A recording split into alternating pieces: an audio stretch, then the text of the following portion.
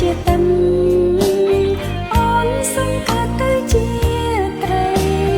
ពួកយើងនឹងបានក្បែរគ្នារាល់ថ្ងៃអូននឹងមិនឃ្លាតរៀងរា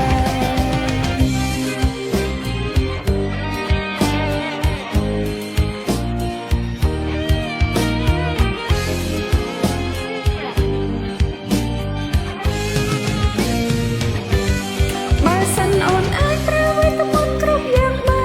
នអូននឹងចង់កលយានអត់ជួបក្នុងដីរស់នៅសុខសាន្តជាមួយគ្នាលើផែនដីមិនបាច់ភ័យព្រួតគ្នាទេ